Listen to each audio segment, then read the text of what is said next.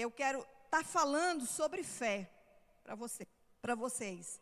Porque fé é algo que tem que ser construído na nossa vida. É uma caminhada, é uma jornada.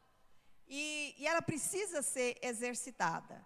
E eu agradeço a Deus que nessa jornada, nessa caminhada que eu tive com o Senhor, e estou ainda com o Senhor, quando a gente está na igreja, o que a gente faz? A gente conhece pessoas, né, que vem, agrega na nossa vida, que nutre a nossa fé. Foi o que aconteceu, por exemplo, através da vida do pastor Josmar, aquela igreja aberta, ali eu fui recebida, ali eu recebi a oração, ali agregou fé no meu coração, ali eu fui nutrida na minha fé, alimentada na minha fé, né, que me fez o quê? Crescer e prosperar, e tudo no ensino de Deus, tudo aquilo que Deus me ensinou, né, e eu tenho certeza que ensinou você também, e eu tenho certeza também que Deus, Ele tem um interesse na nossa vida. Nós que somos filhos, Ele tem interesse na nossa vida quando a gente vem para a igreja. Sabe o que é? De abençoar os seus filhos. Quando você vem na igreja aqui, irmão, Deus tem um interesse em você, de te abençoar. Não saia sem a bênção de Deus. Você não vai, aliás, você não vai sair, nem se você falar, eu não quero ser abençoado, Deus vai te abençoar a si mesmo. Amém? Porque está no caráter de Deus, está na vontade de Deus. E o assunto hoje que eu quero estar falando é sobre fé. Sobre fé. Então, eu gostaria que você abrisse sua Bíblia, ou vamos ver aqui, né, Hebreus capítulo 11, diz assim: ora, a fé é a confiança ou certeza daquilo que esperamos e a certeza das coisas que não vemos. Deixa aí, tá, irmão? Por favor. Esse assunto fé. Primeiro, irmãos, eu gostaria assim de estar explicando algumas coisas. Eu quero ver se vocês captam aquilo que o Espírito de Deus falou no meu coração. E eu quero ver se eu consigo transmitir da forma que Ele falou no meu coração, transmitir a você, para que você saia daqui com uma fé inabalável, com mais fé do que aquilo que você chegou aqui. Amém? Que você seja mais convicto da sua fé. E para isso, a primeira vez que a gente vê falar na menção de fé, está lá em Gênesis, no capítulo, agora pode, Gênesis no capítulo 3, versículo 15. Gênesis capítulo 3, versículo 15, diz assim: porém, inimizade entre você e a mulher, entre a sua descendência e a descendência dela, que ferirá a cabeça e você ferirá o seu calcanhar. Pastor, o que tem a ver sobre isso? Eu estava fazendo um estudo, aqui diz que da mulher nasceria o que? Alguém que pisaria a cabeça da serpente. Quando a Bíblia fala no pisar, quando a Bíblia fala pisar, está dizendo o quê? Está dizendo governar. Tudo aquilo que você coloca o pé, você governa. Você toma posse na sua vida. Amém? Então, fala de governo. Ele diz, onde você pisar a planta dos seus pés, o Senhor vos dará. Ele diz assim, e o Senhor vos dá toda a autoridade para pisar em serpentes, escorpiões e toda coisa do mal. E a gente vê, irmãos, que a partir daí, a gente pega essa palavra, fé. A partir, quando começa lá em Gênesis, no começo da criação, e ali vem, e aí chega em Abraão, que fala a primeira vez sobre fé. E nós vemos que o quê? Que a Bíblia diz que quem é o pai da fé? Abraão. Fala que Abraão foi o pai da fé. Agora, eu fico vendo assim, sabe o que é, irmãos? O que me intriga às vezes, nessa questão de falar que Abraão foi o pai da fé, é que nós sempre relacionamos fé com poder. Você já viu? A gente relaciona fé com poder. Nossa, fulano tem um poder, tem uma fé. E fé não tem nada a ver com poder. Fé não tem nada a ver com poder. Completamente diferente. Você já percebeu isso? Por quê? Porque a gente vê que Abraão, o pai da fé, se a gente for analisar a vida de Abraão, a gente não vê nenhum milagre feito na vida de Abraão. Você vê algum milagre de Abraão? Nossa, Abraão abriu o rio, o mar. Abraão impôs as mãos ali, orou e alguém fica curado. Você já viu alguma parte da Bíblia que fala que Abraão fez algum sinal? Ele orou, multiplicou os pães. Abraão fez isso alguma vez? Algum sinal? Ele levantou algum paralítico? Multiplicou um pão, alguma coisa nesse sentido? Não, ele nunca, você não vê nenhum. Sinais, maravilhas, ali por intermédio do ministério de Abraão, você não vê na Bíblia, você não vê.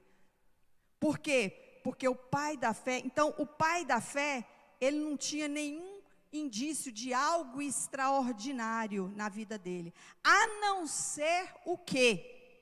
A forma que ele vivia. O que diferenciava, o que fez Abraão ser pai da fé, foi a forma que ele vivia. Foi o seu estilo de vida. É o estilo de vida que ele tinha. Então, a fé é esse estilo.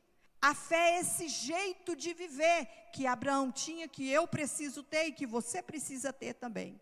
Então, fé, ela não é algo mágico. Não é uma magia dizer, olha, vem aqui, pão. Não, isso não é fé. Mas a fé é algo que nos aproxima. A fé é algo que nos prepara, que nos justifica, que nos purifica, para nos levar ao propósito que Deus tem para a nossa vida. Isso é fé. Então, fé é isso aí, ela nos aproxima. A fé, quando você tem essa fé inabalável, ela vai te aproximando, ela vai te purificando, ela vai te justificando, até que você chegue ao propósito absoluto que Deus tem para a sua vida. Vocês estão me entendendo, irmão? Amém? Está chegando no teu coração essa palavra? Amém? Então, quando Deus chama Abraão, ele tinha quantos anos? 75 anos. Quantos anos tinha Abraão? 75 anos, um ancião, um senhor, né? E Deus chama Abraão de uma forma tão sutil, para o quê? Para um propósito. Agora, interessante é que Abraão, irmãos, ele já vivia 75 anos naquela cidade ali na Mesopotâmia, Ur dos Caldeus. Por 75 anos ele vivia ali. Ali Abraão tinha a sua casa, ali Abraão ele tinha os seus pertences, ali ele tinha tudo certinho, é igual na tua casa que você mora há tanto tempo. Você mora no seu bairro, então quer dizer, você conhece bem a sua vizinhança, você conhece os seus amigos, você conhece o comércio. Agora eu vejo que Deus pega, imagina Abraão com 75 anos de vida, e a Bíblia diz que ele era muito rico, ele não era pobre, ele era próspero, e ali ele recebe a visitação de Deus. E ali Deus chega para Abraão e fala, Abraão, sai da tua terra. 75 anos, sai da tua terra. E ele disse, sério? Está brincando, Deus? Eu fico imaginando, né? Sai da tua terra, 75 anos. E ele diz, eu quero que você também saia da tua parentela. E você vai para a terra que eu te mostrarei. Aonde que é a terra que o Senhor vai me mostrar? Na Europa? Na América? Não, você não sabe não, vou te mostrar. Não vou nem te falar onde é que é. Fé inabalável, irmão, estilo de vida, jeito de ser. Você vai para a terra que você nem conhece, Abraão. E nós estamos falando aqui sobre o quê? Fé inabalável. Nós estamos falando sobre o quê? Fé inabalável. Vamos, igreja, nós estamos falando sobre o quê? Fé inabalável. E Abraão, esse sinal, esse movimento aqui, ele torna-se, por isso que ele se torna o pai da fé. Não um movimento de poder, apesar que o poder está disponível na nossa vida. O poder de Deus está disponível, você quer receber poder, darei poder, o sobrenatural está disponível para nós, amém?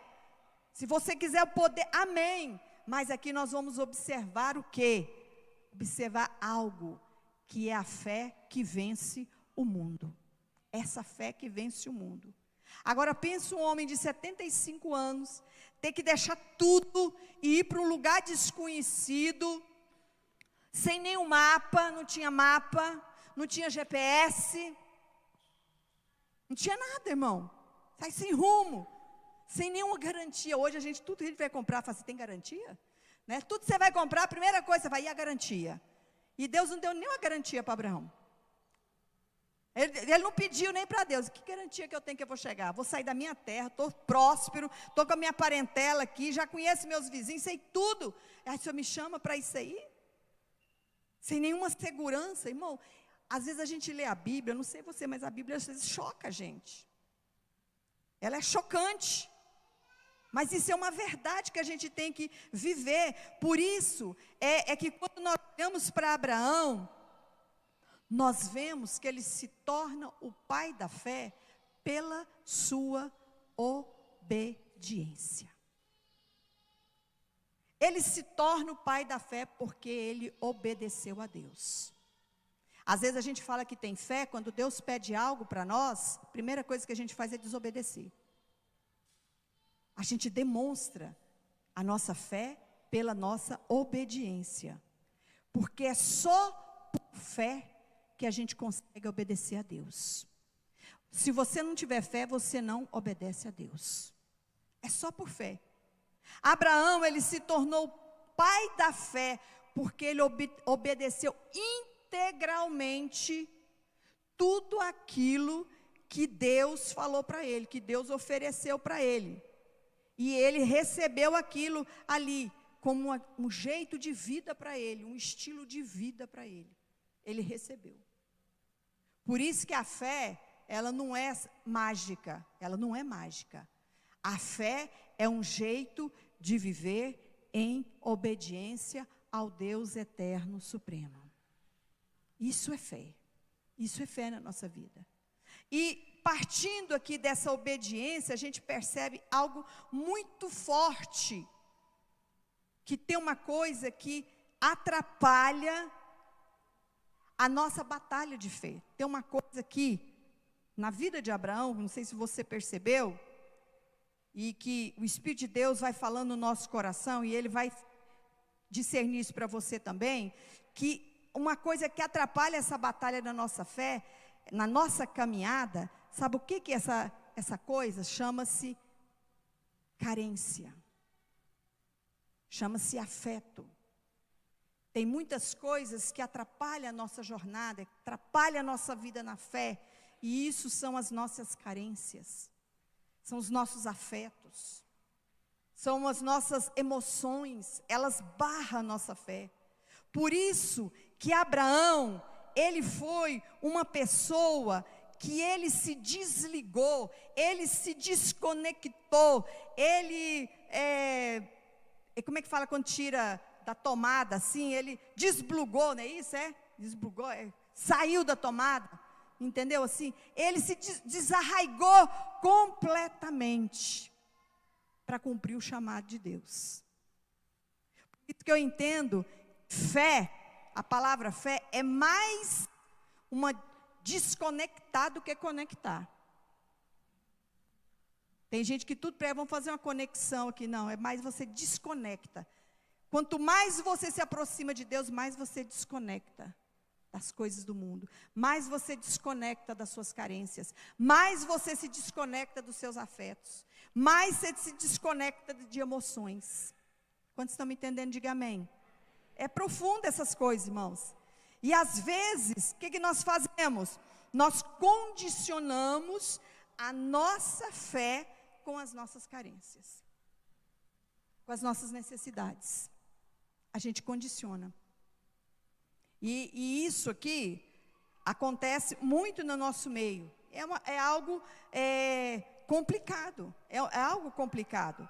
Mas a gente precisa o quê? De viver. E Abraão, nesse texto aqui, nós vemos que a Bíblia diz que ele saiu da terra onde ele estava acostumado. Ele se desconectou. Ele estava acostumado, onde ele fazia as compras dele. Ele sabia, eu vou fazer um churrasquinho, eu vou ali no supermercado ali, vou comprar ali no açougue, vou comprar um churrasquinho. Igual, vou pegar o meu exemplo aqui, eu fiquei imaginando, eu sair daqui, desse lugar, da minha terra aqui, da minha parentela, que a minha parentela está toda perto, né, irmão? Da minha parentela, sair dessa terra aqui, e Deus mandar para um lugar que nem eu sei onde é que é. Eu falo, meu Deus, que dia que chegar domingo, onde é que eu vou comprar uma carninha para mim? Onde é que eu vou no supermercado? Eu já sei onde é que é. Eu já entendo. Abraão, ele já tinha tudo certinho, ele já sabia onde é que ele ia cortar o cabelo. Ele falou, vou lá no Rodrigo cortar o cabelo. O Rodrigo está aqui? Não está hoje, não está, né? Mas ele falou, vou lá no Rodrigo cortar o cabelo, fazer a minha barba. Eu estou botando para o tempo de hoje, entenda, viu, irmão? Porque tem gente que é religioso, fala, nossa, pastora. Porque tem gente que está um espírito religioso tão grande, irmão, que é terrível. Eu vi um pastor falar assim, que a terra não é plana, mas o povo está ficando muito chato. Principalmente os religiosos. É uma chatura. Nada pode falar que, meu Deus, não. Então, irmãos, eu fico vendo aqui que ele já tinha. A gente já tem aquele costume, também ali já tem eu tenho um médico, ali tem uma OBS, ali tem, já está tudo certinho na vida dele. Porque a gente, irmão, tem tanto conforto em nossa volta, a gente tem tanto afeto, a gente tem tanta, aquela coisa assim de ficar junto, né? Então, até o cheiro do lugar é bom, da nossa casa. Você vê quando você vai para uma casa, o cheiro é diferente. E você fica doido para voltar para a sua casa, você fala, eu gosto desse cheiro, eu gosto da minha cama, não é?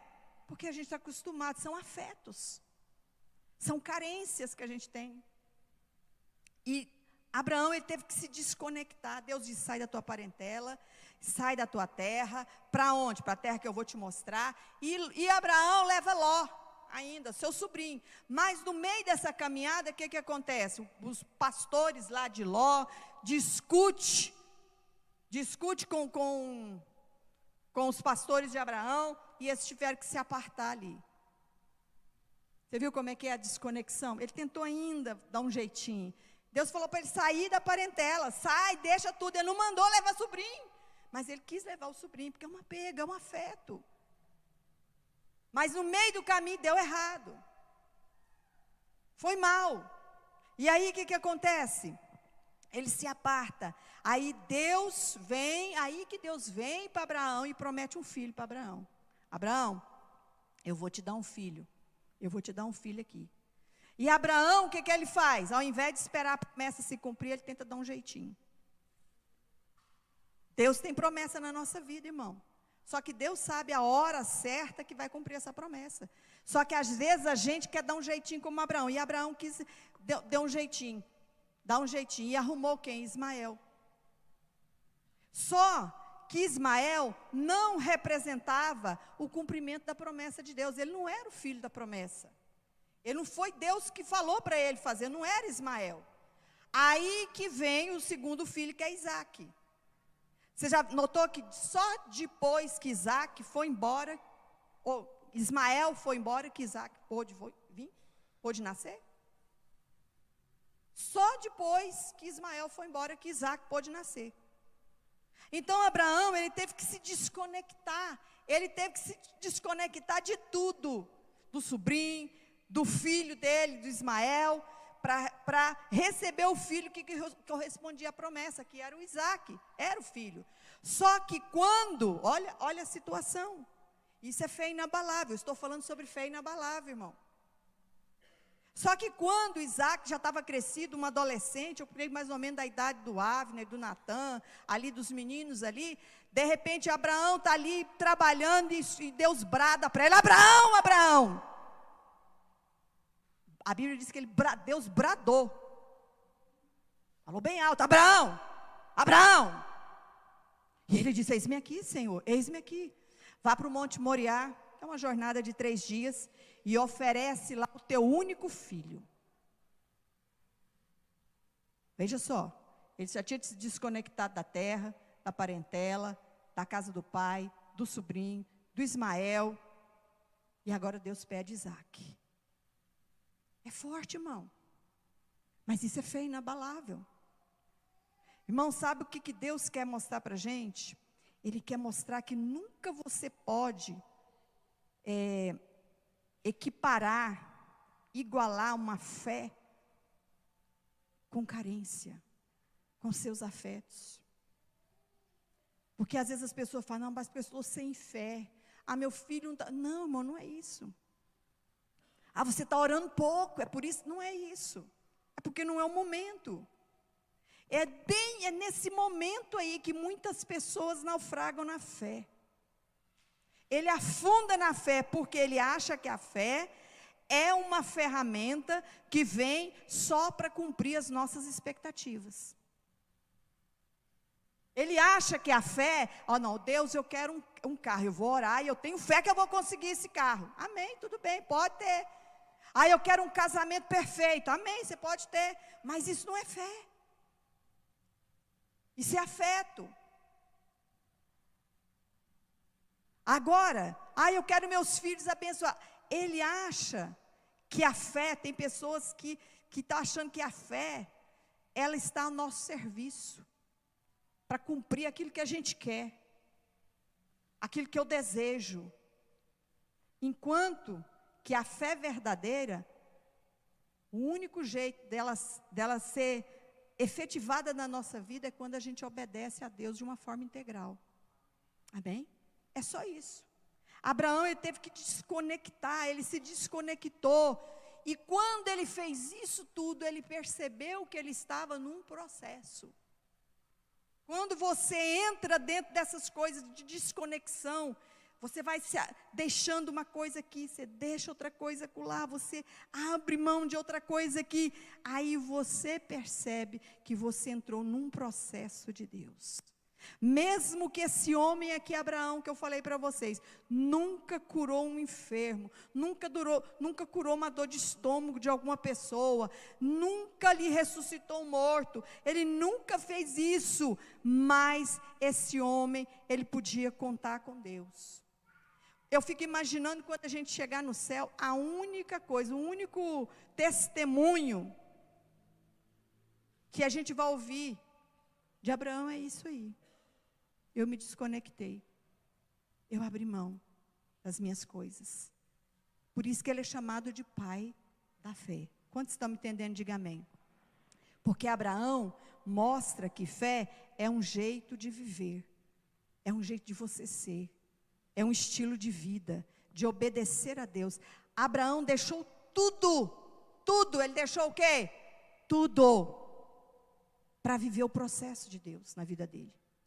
E essa fé, cujo Abraão é o pai, é esse tipo de fé que vence o mundo. Quantos aqui querem vencer o mundo? Você precisa ter essa fé do Abraão. Você precisa ter essa fé do Abraão. Esse mundo, irmão, esse mundo está cada dia mais louco. Que loucura que está esse século que nós estamos vivendo, esse mundo que a gente está vivendo. Irmão, eu fico vendo assim, as pessoas hoje em dia, elas nem conhecem uma pessoa, depois que ela conhece uma pessoa, ela transa com a pessoa, ela fica com a pessoa, depois que acontece tudo, que ela vai saber o nome da pessoa. Isso é o mundo que a gente está vivendo. Fica com 3, 4, 5, cheio só quer prazer. Desfrutar do prazer. Esse é o mundo que a gente está vivendo. Por isso que o mundo está do jeito que está, louco. Você sabe que um dos medicamentos que mais vende aqui no Brasil chama-se Rivotril. Quanto já ouviu falar? Pastor, eu tomo ele. Né? O Rivotril. É um dos mais que as pessoas estão tomando. Todo mundo, o que acontece? Está tomando esse Rivotril. Por quê? Nós estamos vivendo um mundo onde todo mundo está feliz. Irmão, você já viu alguém triste no Instagram? Está todo mundo no Instagram assim.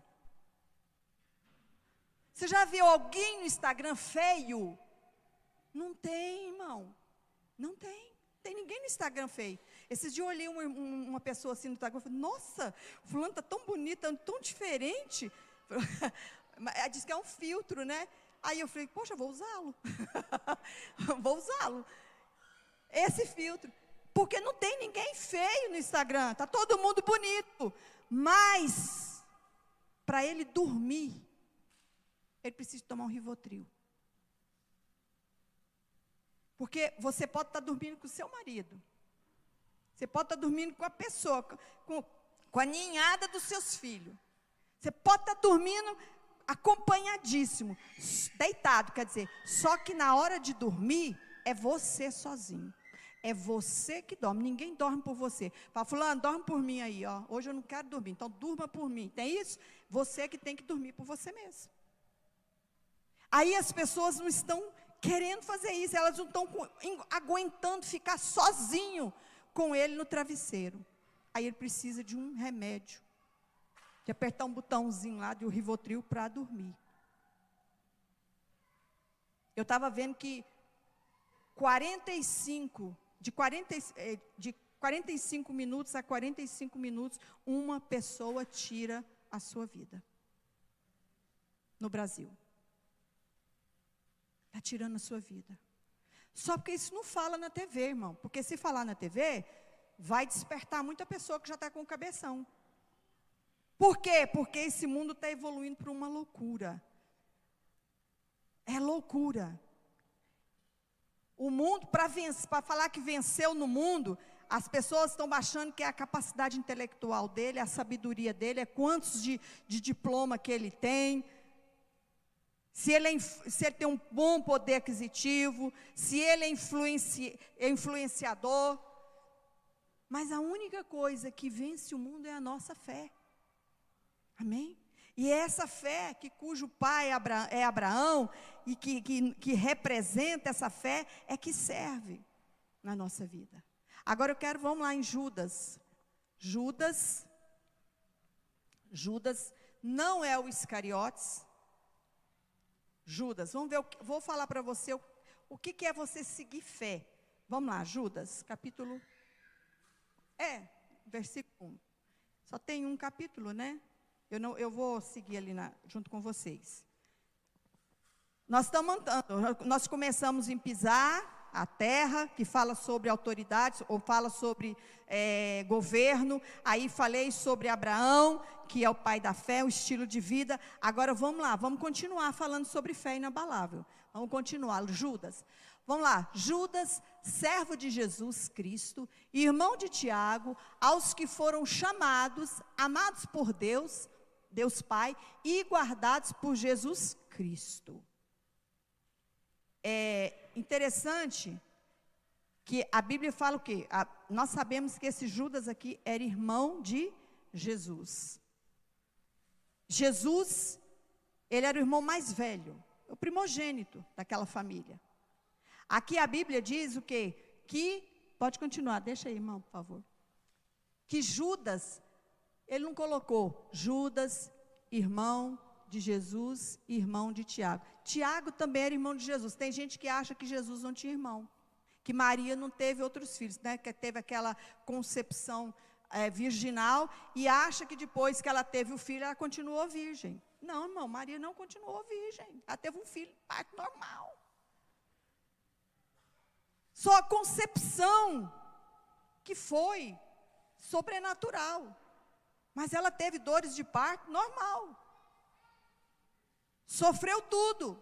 Só que depois que Jesus nasceu, Maria teve outros filhos. E entre esses aí tem Judas, Tiago e filhas e irmãs também. Jesus teve. E Judas foi esse irmão de Jesus, um dos mais novos, né? Irmão mais novo. E às vezes vê aqui os dois irmãos de Jesus. Eu tenho 3 filhos. Eu não vou nem falar dos filhos meus, então, porque já estão tudo bem mais, né? Que eu já até esqueci de muitas coisas, que faz tanto tempo, né? Eles são novos, né? Mas eu vou pegar, sabe o que é esse exemplo? Eu estava lembrando dessa passagem, eu comecei a lembrar, sabe o que é? Das minhas netas, no caso. Tem o Avner, a Lise e a Chloe. Mas eu comecei a lembrar da Lise e da Chloe. Eu vejo quando elas vão lá em casa, tudo que a Lisa faz, a Chloe imita. Tudo. Se a Lisa faz assim, ela olha para a Lisa e faz. Tudo. Sempre os irmãos mais novos imitam, reflexo, né? É um eco. Tudo que o irmão mais velho fala, o mais novo repete. Né? Ela pode estar comendo o que for. Se a Lisa faz assim, eco, que nojo. Ela olha, ela está comendo. Eco, que nojo. Porque a Chloe falou. A influência, você vê como é que é o comportamento, né? Agora, eu fiquei pensando, irmão, pensa aqui comigo. Esse irmão escrevendo essa carta. Judas escrevendo. Jesus era o irmão mais velho.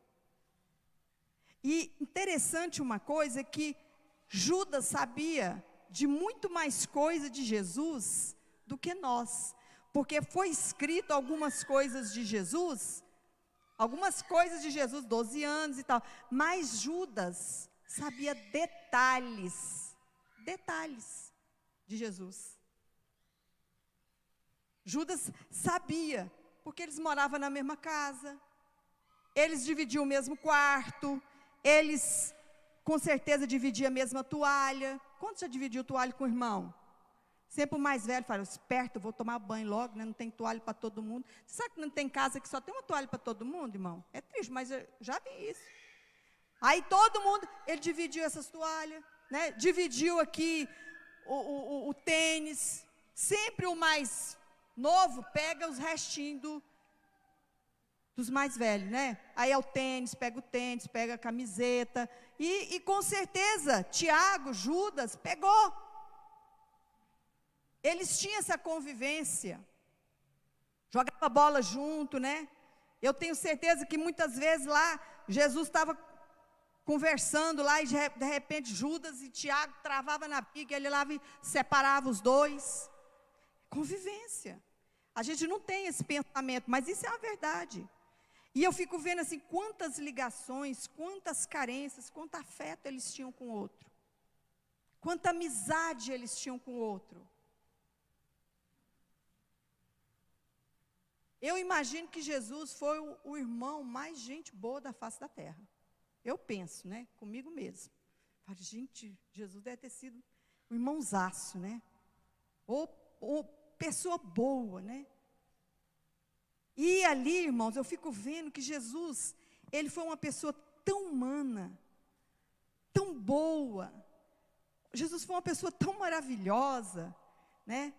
E ele ficava no meio das pessoas. Irmão, Jesus viveu 30 anos aqui na terra, junto com os vizinhos dele. Jesus era Deus, Jesus é Deus, irmão. Já pensou você falar assim, ó, meu vizinho é Deus, ele mora bem pertinho de mim. Já pensou que chiqueza? Saber que Deus é o seu vizinho? Mas Jesus viveu. E eles nem perceberam que o vizinho deles era Deus. Eles não perceberam que Jesus era o vizinho deles, que Deus era o vizinho deles. Porque Jesus era isso. Ele era a humanidade de Jesus.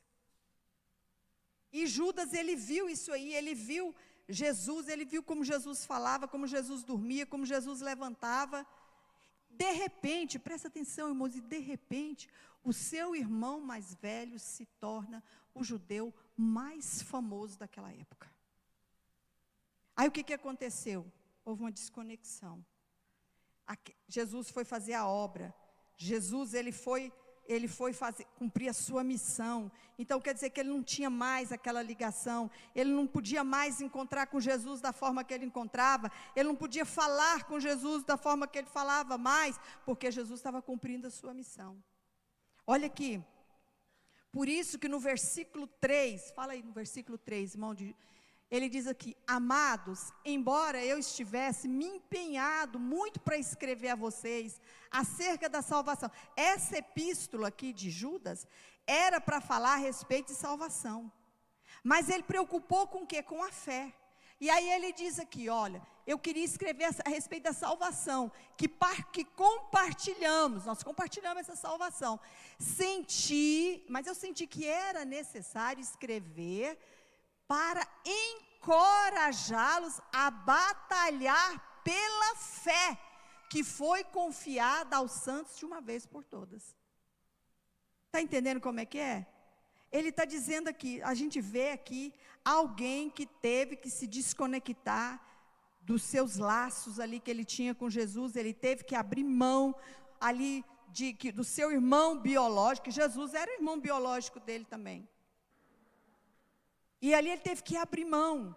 Tanto que ele abriu mão, irmão, que no versículo 1, você notou que ele coloca o quê?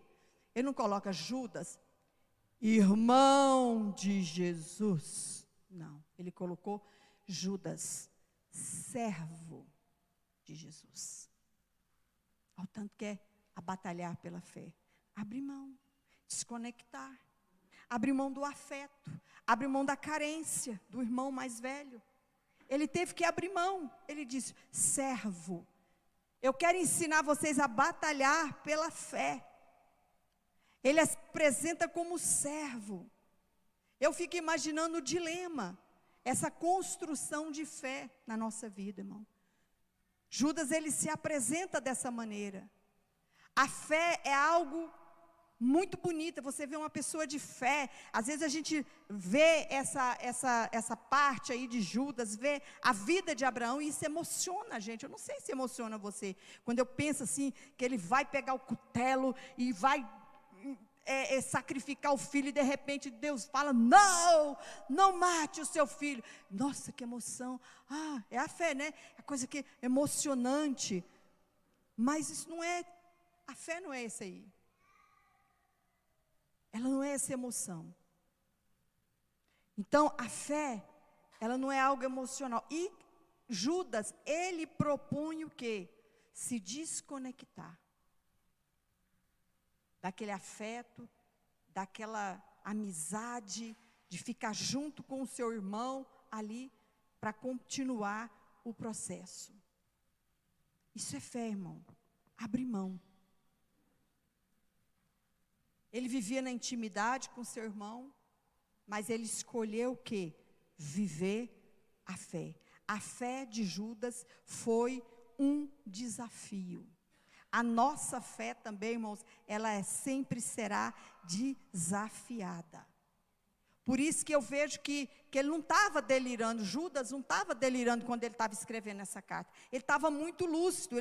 Ele disse, às vezes, depois, irmãos, você vai ler, coloca mais aí, põe mais aí, irmãos, é tão curtinho, né? Aí ele diz assim, pois certos homens, cuja condenação fora anunciada havia muito tempo, infiltraram-se dissimuladamente, quer dizer, no meio de vocês. Esses são ímpios, transformam a graça do nosso Deus em devassidão e negam Jesus Cristo, nosso único Senhor soberano.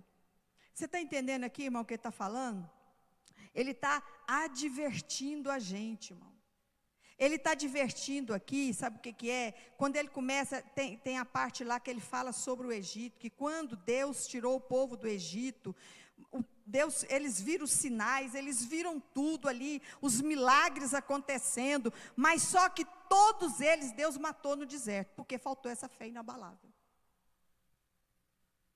Faltou essa fé inabalável na vida deles. Ele está falando aqui que não tem um ambiente seguro para você viver aqui nessa terra. Você está aqui na igreja. Mas então a igreja é um ambiente seguro, que eu vou viver em segurança. Você está falando, não tem um lugar seguro nessa terra para você viver. Não tem, porque vai ter gente que vai infiltrar na igreja, no meio de vocês, e vai infiltrar, são pessoas ímpias, e vai tentar transformar a graça de Deus, a misericórdia de Deus, a fé de vocês, e vão fazer vocês negar Jesus. Isso está o quê? Não é lá no mundo não, é dentro da igreja. Isso aqui é o que está falando, Judas está falando isso aqui. Ele está advertindo, ele ia falar sobre a salvação, mas eu tenho que falar para vocês, irmão, porque a coisa está ficando difícil, e isso há mais de 2000 anos atrás. Imagine hoje. Ele está falando, batalha pela sua fé, porque vai infiltrar a gente. Vai ter gente ruim no seu meio, e vai ter gente muito ruim, mas está tudo bem. Permaneça firme na fé, continua firme na sua fé. Judas estava falando aqui para quê? Para atemorizar a igreja? Não, para produzir maturidade, para você ficar maduro. Quando acontecer alguma coisa na igreja, você não ficar, eu nunca achei que isso ia acontecer na igreja. Não tem nenhum ambiente seguro aqui nessa terra. Você está entendendo, irmão? Tem gente que acha que vem na igreja vai virar Alice no País das Maravilhas. Mas não. E ele teve coragem de falar. Ele teve essa maturidade de falar. No mundo você não vai ter garantia. Como Abraão não teve nenhuma garantia, quando Deus não deu nenhuma garantia para ele, aqui também não tem não, irmão. Mas não tem nenhuma garantia. Mesmo que você vive experiências tremendas com Deus, você está vivendo coisas maravilhosas com Deus, mas vai ter um tipo de tristeza na nossa vida. Vai haver coisas difíceis na nossa vida. Por isso que Judas está ensinando você a batalhar para a sua fé, pela sua fé. E para isso você tem que se desconectar de carência. Parar de ser crente carente. Você já viu que tem muito crente carente? A gente tem que se desconectar disso aqui. Judas, ele decidiu falar disso aqui. Por quê? Porque ele sabia. Ele fala sobre Caim. Eu quero falar rapidamente aqui para a gente estar orando. Mas ele fala sobre Caim. Ele fala, olha, Caim matou Abel. Olha, Caim matou Abel. Olha, gente, o Caim foi o primeiro homicida do mundo, foi Caim. Agora você fica pensando, Caim foi criado lá na boca de fumo. Foi? Caim foi criado aonde? Dentro do culto, irmão. Caim estava dentro do culto. Cultuava a Deus todo dia. Ele não estava lá, ele não foi nascido num prostíbulo, não. Caim estava dentro da presença de Deus, ele estava lá junto com a família. Agora, por que Caim estava decepcionado? Ah, porque Deus não foi no culto dele? Deus? Não foi isso não. Caim ficou decepcionado, sabe por quê, irmão? Por Deus ter ido no culto do irmão dele, Abel. Foi isso que ele ficou com raiva. O que acontece às vezes dentro da nossa igreja? Não estou falando na nossa, que eu falo, nas igrejas. Deus quer abençoar todos. Mas quando você vê uma pessoa se sobressair, Deus usar mais alguém, Deus faz uma pessoa faz uma oferta melhor, eu estou falando oferta de gratidão, de adoração, de louvor, ele canta melhor, ele age melhor, ele faz as coisas melhor, o que você faz? Eu vou matar ele. Eu vou matar ele. E isso aonde? Dentro da igreja. Dentro da igreja.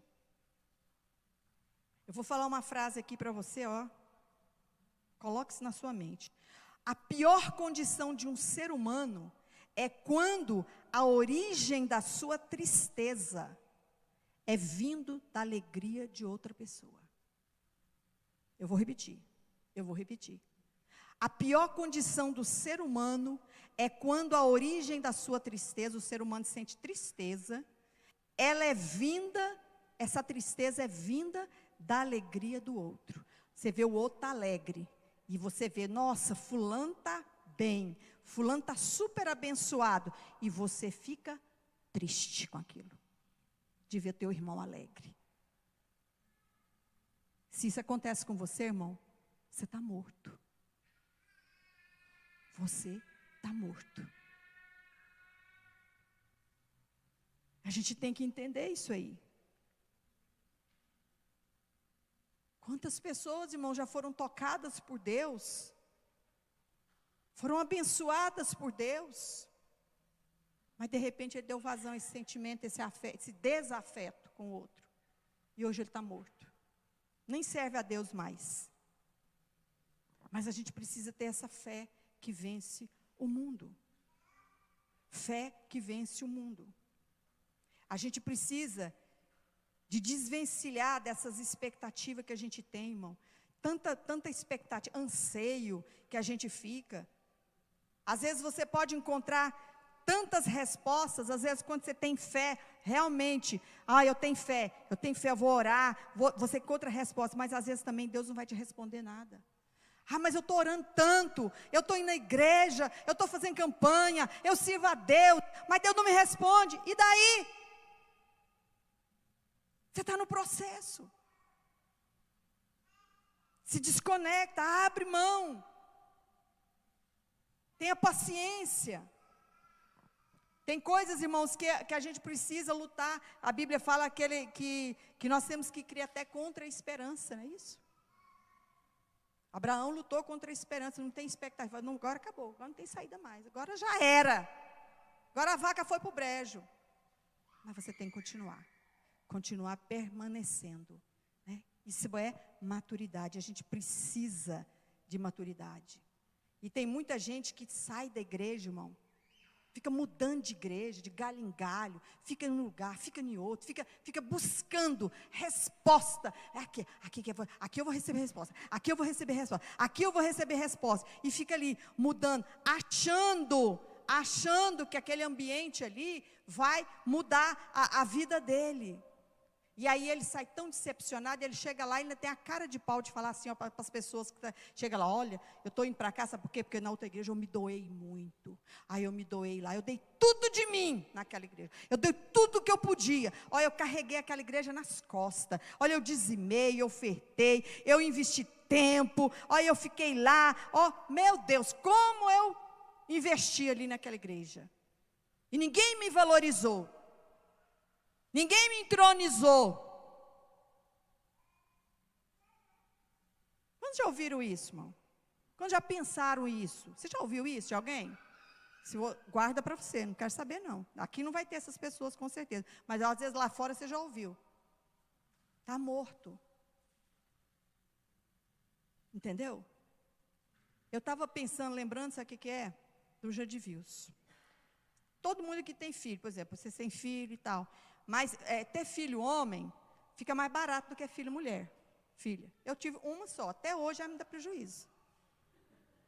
Até hoje ela me dá prejuízo. Até hoje ela vai lá, ela chega lá no meu. Sobe, quando ela sobe lá para o quarto, eu falo, ai meu Deus, lá vem o golpe.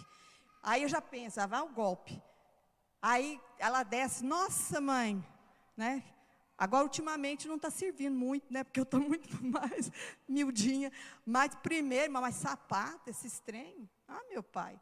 De repente, ela, estou levando, estou adquirindo isso aqui e tal. Porque ter filha é caro.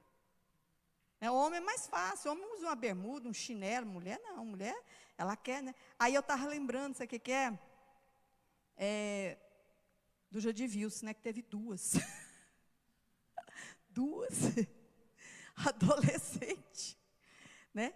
Ainda bem que ela é esperta, né? Eu vejo que ela sabe fazer unha, crescer a unha, faz o cílio, isso foi a mão na roda, não foi? A pessoa, se você fosse pagar. Agora eu vou perguntar uma coisa para você, Jadivius. Desde quando Karen e Júlia nasceu, quanto assim de dinheiro você já gastou nelas? Hã? Incalculável. Sabe por quê? Você não calcula? Porque você fez por amor. Porque você ama elas. Então, quem ama, quando ele faz alguma coisa, quem ama, não tem preço. Por isso que ele faz as coisas para Cário e para Júlia. Agora, quando você alega alguma coisa, é porque você não fez por amor. Você está entendendo? Quando você fala, eu fiz isso, eu fiz aquilo. A Bíblia diz que você pode dar o seu corpo para queimar. Se não tiver amor, nada vale. É isso que a Bíblia fala? Para nada vale, não tem serventia nenhuma. Você pode falar, vou dar meu corpo aqui, para queimar. Para nada serve. É isso que Judas está ensinando aqui nessa epístola. Está ensinando essa fé, batalhar pela fé, o jeito de você viver. Irmão, Deus, entenda uma coisa, Deus, por muitas vezes, Ele não vai dar nenhuma resposta aqui que você está carente. Não. Ele nunca vai dar essa resposta. Ele não vai te dar essa resposta. A única coisa que você tem que entender, que a maior necessidade que nós temos, a maior atitude que nós temos que ter na nossa vida, é você ter essa atitude de dependência de Deus. Irmão, você não pode ser codependente de ninguém. Eu fiz essas 30 semanas, um dia eu quero dar um testemunho, né, sobre a minha vida, algumas coisas na minha vida, e uma coisa que eu descobri que eu era uma pessoa codependente. O que é um codependente? Ele vive em função do outro, ele se anula por conta do outro. Isso é um codependente. E eu era uma codependente. E um dia eu estava falando com o Espírito Santo. Estava falando, Espírito Santo, me ajuda. Espírito Santo, como é que eu vou fazer agora? Sem o Josmar. Sem a minha vida sem o Josmar, morreu e tal. E comecei a reclamar para Deus, que eu falo com Deus é assim, com Pai, me ajuda aqui. Aí Deus pegou, olhou para mim, assim, falou no meu coração. Falou, desde quando você é codependente? Você é um codependente do Josmar. E o dia que você se tornou codependente do Josmar, você deixou de depender de mim. Você parou de depender de mim e só pensa em depender do Josmar. Agora, Josmar é meu, não é teu. Já pensou Deus falar isso com você? Eu disse, sim, Senhor. Sim, Senhor, sim. Pois é, a partir de agora, passa a depender de mim. Hoje eu não sou mais codependente de ninguém, irmão. De ninguém. Porque eu aprendi a depender exclusivamente de Deus. Depender. Porque eu aprendi que Deus, Ele não está comprometido com a minha felicidade. Eu falava, Senhor, eu sou feliz, eu era feliz. Eu tinha meu marido, não tenho. Meu Deus, a minha felicidade. Tem gente só preocupada com a sua felicidade. Irmão, Deus, Ele não está comprometido com a nossa felicidade. Mas Deus, Ele está comprometido com a nossa fé. Ele está comprometido com a sua fé. Deus nunca foi comprometido com a felicidade de ninguém. Mas Ele está comprometido com a nossa fé. Então, a resposta para a sua fé tem que ser o quê? Obedecer. Obedecer a palavra de Deus, disposição para obedecer, batalhar pela fé. A Bíblia diz que o justo viverá pela fé. Você tem que batalhar pela fé. Eu vou parar aqui, irmão, porque é muita coisa que o Espírito Santo falou no meu coração, mas eu creio que até agora que já dá para você entender que você tem que batalhar a sua fé, que você tem que abrir mão, que você tem que desconectar. Por isso que às vezes você está aí, dando com os burros na água, está aí pelejando na sua vida. Irmão, eu quero que você entenda uma coisa. Olha, Deus nunca falou que a vida é fácil. A vida é dura, irmão. A vida é uma guerra, irmão. Não é fácil, não. Evangelho não tem evangelho de facilidade, aguinha com açúcar, melzinho na chupeta, não. É difícil, irmão. E eu vou te falar outra coisa, o mundo vai ficar pior ainda. Mas nós, que recebemos essa fé inabalável, nós temos essa fé que vence o mundo. Amém? Você tem essa fé que vence o mundo. Irmão, não se engana. Não se engana. Nós estamos vivendo um tempo tão difícil, irmão. Da igreja brasileira. A gente está vivendo um tempo tão difícil nas igrejas, tanta coisa. Quando eu vejo assim, porque eu não gosto nem de falar. Eu não gosto, porque às vezes a gente olha assim e fala, meu Deus, mas é bíblico, irmão, é bíblico. Ele disse, no final do tempo vai ter gente desse jeito, vai infiltrar. Mas vocês, continua firme, continua firme. Deus é um Deus abençoador, Deus é um Deus justo, amém? Por isso que nós temos que pregar a justiça de Deus, não o juízo de Deus, porque Deus é Deus de juízo, mas nós temos que pregar a justiça de Deus. Deus é justo. E nós vamos viver essa vida em fé em Deus. Nós temos que continuar a viver, mesmo no meio do juízo, que a gente vai viver esse juízo, irmão. A terra está prestes a um juízo. Prestes a um juízo. Mas você tem que ser esse justo que vive pela fé. Mesmo que a terra está prestes a esse juízo. Você tem que ser esse justo que vive pela fé. Não se contaminar, não deixar, não misturar E eu tenho certeza que o Espírito Santo vai estar colocando no nosso meio, no seu coração, essa fé inabalável. Quantos querem essa fé, diga amém. Se coloque de pé em nome de Jesus. Nós vamos orar. Aleluia. No meio de tudo, irmão, vai ter essa fé que vence o mundo. Então não desiste não. Não desista. Continua batalhando pela sua fé. Continua batalhando. A vida não é fácil, irmão, não está sendo fácil. Mas você vai vencer. Porque você vai continuar se desconectando. Você não vai viver de carência. Você não vai viver procurando assim a necessidade. Ah, minha necessidade é essa. Deus nunca prometeu essas coisas na nossa vida. Mas hoje, você vai se levantar e andar. Levanta-te e anda, em nome de Jesus. Irmão, estava lembrando aqui daquela passagem, daquele homem naquele tanque de Betesda. Você já viu a carência daquele homem? Irmãos, eu nunca tinha observado aquilo. Eu nunca tinha observado. Depois você lê, está lá em João. Não lembro bem, João, acho que é capítulo 5. Depois você olha lá. Ali fala, irmãos, que aquele homem, ele estava ali 38 anos. 38 anos. Numa maca. Irmão, 38 anos numa maca. E quando Jesus se aproxima dele, Jesus fez uma pergunta que até Jesus tinha aquelas coisas de fazer uma pergunta, né? A pessoa está lá. Ele diz: que queres que eu te faça? Uai, que seja curado, né? Você quer ser curado? Ah, mas é claro. Jesus chega para ele: você quer ser curado? O que você quer? Aí o que ele responde? Não tem ninguém que me leve no tanque. Qual que era o problema daquele homem lá no tanque de Betesda? Ninguém. Ele tinha uma carência dentro dele.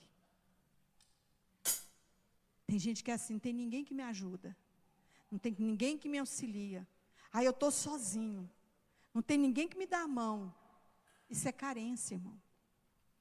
E Deus quer que você se desconecte disso. E Jesus olha para ele e fala assim: olha, mesmo você com essa carência toda, mesmo você com essa dificuldade toda que você está passando aí, levanta e anda. Pega essa maca aí, levanta e anda. O que Deus está falando? Você está se sentindo sozinho? Você está achando? Eu fico vendo, irmão, que tem tanta gente que está doente, né? Não tem um braço, não tem uma perna, anda com um cotoquinho, né? Tem gente que, tudo assim, ele está feliz da vida, ele faz tudo. Eu fico envergonhada, irmã, quando eu vejo uma pessoa que não tem braço, não tem perna, e ele nada. E eu não sei nadar. Eu fico: Jesus, ele é feliz. E por que a gente está reclamando da nossa vida? A gente precisa de refletir na nossa vida. Jesus, ele está respondendo o quê? Não está respondendo as carências, a falta de afeto ali daquele homem. Ele está dizendo: levanta e anda. Hoje Deus está falando: levanta e anda. Levanta e anda. Chega. Fé não é para ficar rico, não, irmão. Fé não é para você arrumar namorado, não é para você arrumar marido, não é para você ter um carro, não é para você ter uma casa boa. Não é para isso não. É para você obedecer e fazer aquilo que Deus exatamente pediu para você fazer. Isso é fé. Amém? Glória a Deus. Feche os seus olhos. Vamos falar com Deus. Aleluia. Glória a Deus. Feche os seus olhos. Vamos batalhar pela fé agora.